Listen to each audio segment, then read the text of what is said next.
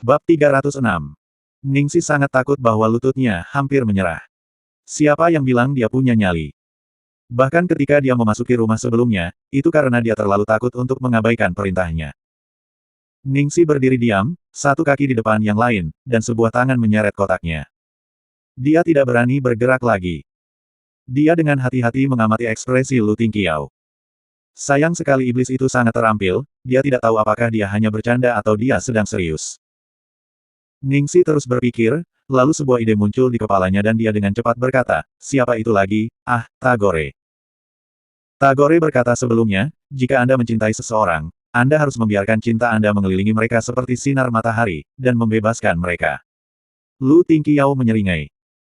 Ningsi tidak mengerti alasan di balik senyumnya yang aneh, jadi dia melanjutkan, Tagore juga mengatakan sebelumnya, menyukai itu lancang, tetapi cinta adalah tindakan menahan diri. Dan dia bahkan mengatakan bahwa, cinta bukan pengekangan sementara tanpa mempertimbangkan konsekuensinya, tapi itu untuk membantu mereka hidup dengan bebas. Tagore mengatakan semua ini. Lu Tingqiao bertanya dengan dingin. Kurasa begitu. Ningsi tertawa hampa. Pikirannya benar-benar berantakan, dia tidak tahu siapa yang mengatakan semua kutipan ini. Apakah ada lagi? Lu Tingqiao terus bertanya. Ningsi mengangguk dengan penuh semangat, seperti cewek kecil yang mematuk biji-bijian beras. Ya, Tagore juga mengatakan bahwa, memenjarakan orang lain adalah ilegal. Seringai kecil Lu Tingqiao menyebar ke senyum lebar, jari-jarinya yang dingin memegang dagunya. Lalu, apakah Tagore menyebutkan bahwa mulutmu tidak cocok untuk berbicara omong kosong, tetapi lebih cocok untuk berciuman? Tepat setelah dia menyelesaikan kalimatnya, bibir mereka bertemu. Ningsi terperangah. Kaulah yang berbicara omong kosong. Tagore tidak akan mengatakan sesuatu seperti ini.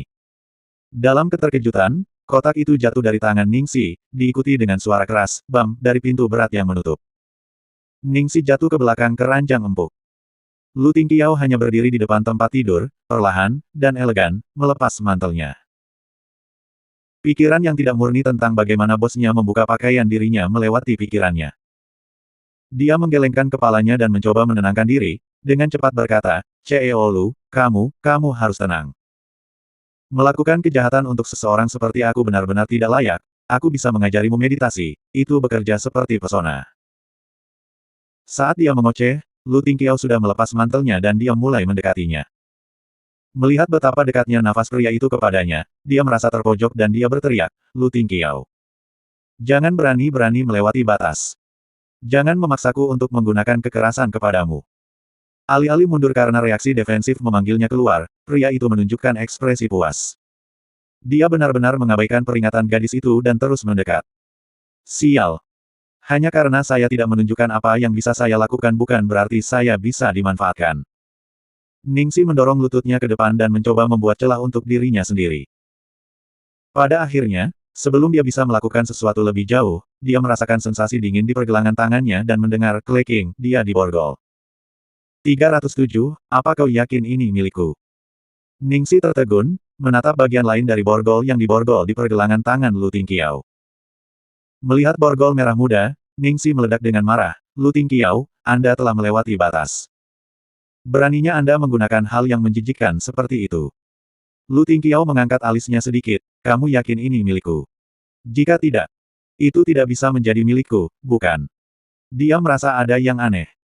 Tiba-tiba, dia menyadari bahwa borgol ini terlihat sangat familiar. Mengapa ini terlihat seperti yang aku beli seharga $9? 90 dari toko mainan seks Taobao, yang aku beli untuk memukuli Jiang Muye. Dia bahkan tidak ingat di mana dia meninggalkan ini dan dia tidak memikirkannya ketika dia pergi sebelumnya. Dia merasa ingin menendang dirinya sendiri karena menempatkan dirinya dalam situasi ini. Tidak mungkin untuk melarikan diri kali ini karena mereka diborgol bersama. Kemana lagi dia bisa pergi? Melihat bagaimana dia memborgol dirinya bersama gadis itu, dan melihat ekspresi berapi-api itu, Lu Tingqiao tahu bahwa dia tidak bisa melarikan diri kali ini. Dia mulai santai dan membelai rambut gadis itu, seperti singa yang bersiap untuk menikmati mangsanya perlahan. Ningsi benar-benar kehabisan ide saat dia memberinya tatapan kematiannya. Dia berpikir untuk memilih menyerangnya dengan headbutt jika semuanya gagal, maka paling tidak mereka berdua akan pingsan. Lu Tingqiao semakin dekat. Hanya beberapa sentimeter sebelum melakukan kontak, Ningsi bersiap untuk menundukkan kepala, Tetapi pada saat itulah Lu Tingqiao tiba-tiba menundukkan wajahnya ke bantal. Ning Si bingung. Dia bahkan belum headbutt dia, bagaimana dia pingsan. Iblis memiliki begitu banyak trik di lengan bajunya sehingga Ning Si tidak berani bertindak sembarangan. 3 menit berlalu dan suara nafas yang stabil mengikuti. Ning Si berbalik untuk melihat apa yang terjadi.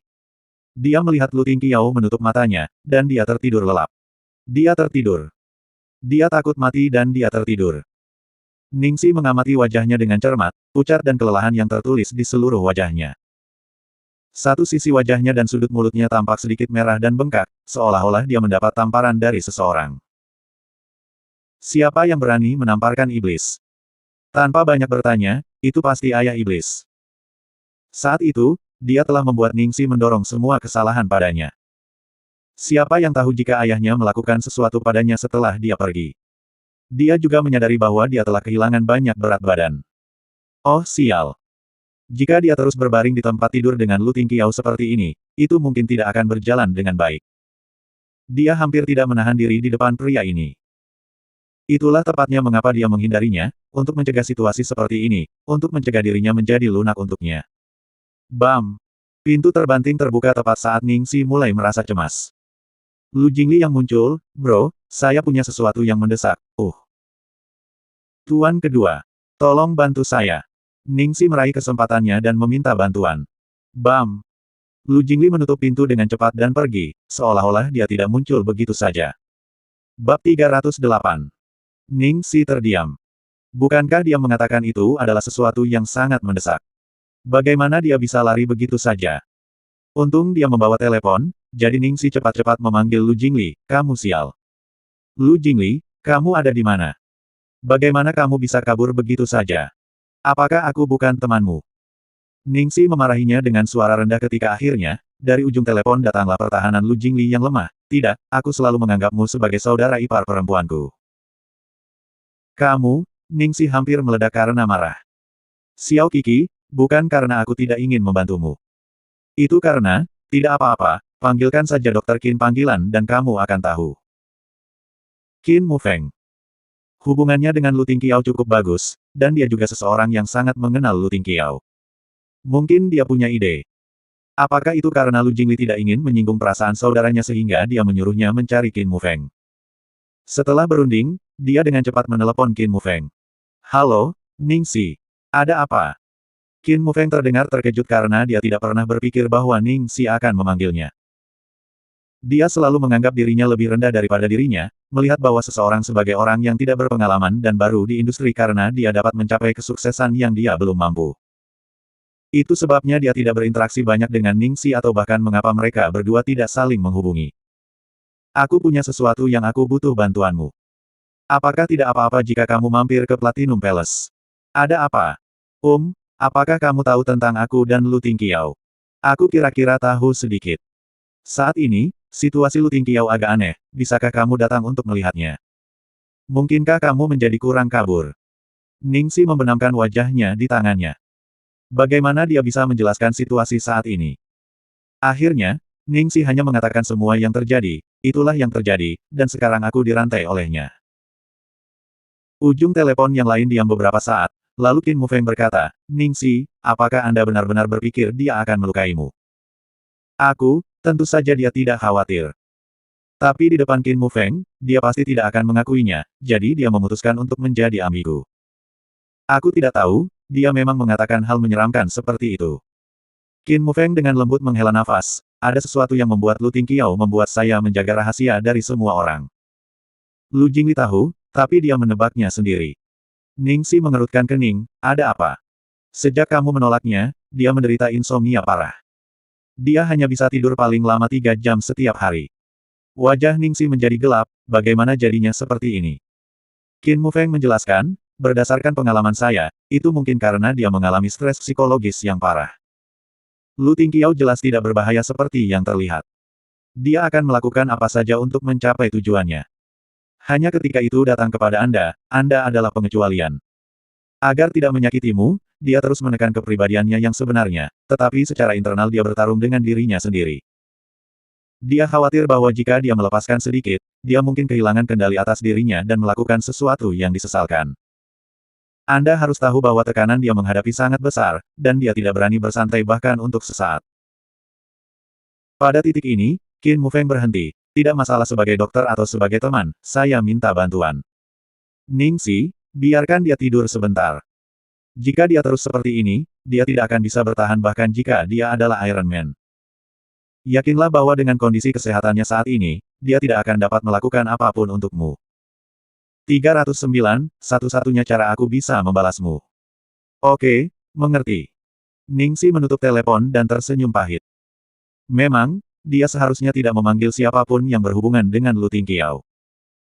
Hebat, pikirnya dalam hati, sekarang dia tidak akan bisa pergi. Sama seperti yang diprediksi Qin Mufeng, Lu Tingqiao jatuh tertidur nyenyak dan tidur dari siang hingga malam. Di antaranya, Lu Jingli diam-diam datang untuk mengintip beberapa kali. Setidaknya dia memiliki hati nurani dan mengirimkan makanan kepadanya beberapa kali untuk menghindari dia mati kelaparan sambil menemani kecantikan yang tertidur. Pagi berikutnya, Lu Tingqiao akhirnya bangun.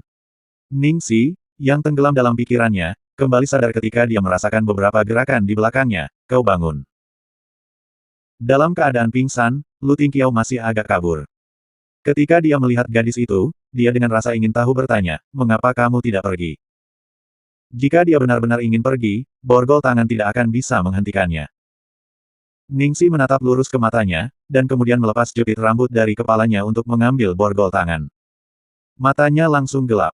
Namun, pada saat-saat setelah itu, mereka dipenuhi dengan kejutan. Ningxi melepas jaketnya dan mulai membuka kancing blusnya, satu tombol pada suatu waktu. Pada tombol ketiga, Lu Tingqiao meraih tangannya dan menghentikannya. Ningxi diam-diam menatapnya, Lu Tingqiao, saya tidak ingat jika saya mengatakan ini kepada Anda, tetapi yang paling saya tidak tahan adalah orang lain bersikap terlalu baik kepada saya. Saya paling takut berhutang pada seseorang, jadi ini adalah satu-satunya cara saya dapat membayar Anda. Wajah Lu Tingqiao langsung berubah masam, apakah kamu pikir aku hanya ingin masuk ke celanamu?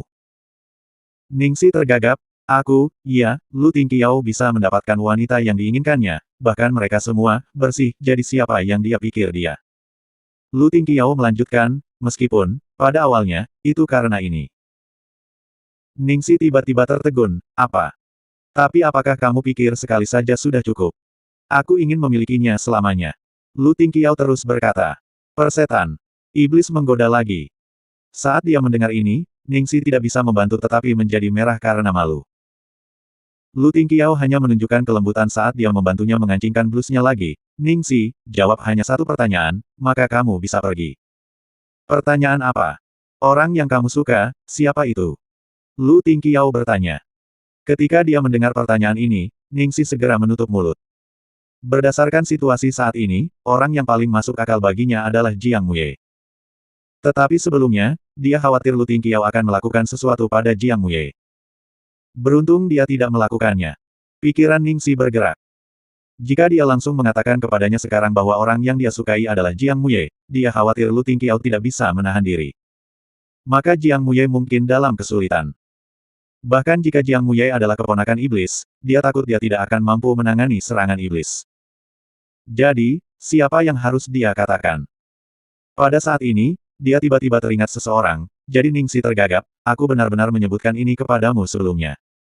Ini pacarku yang sebelumnya, yang hanya kukencani selama sehari. Aku sebelumnya mengatakan itu meskipun aku suka dia, aku tidak bisa bersamanya karena identitasnya terlalu berbahaya. Aku hanya akan menjadi beban untuk tetap bersamanya. Lu Tingqiao menyipitkan matanya dengan sadar. Kamu tahu dia sangat tertutup, jadi aku minta maaf tapi aku tidak bisa bercerita banyak tentang dia.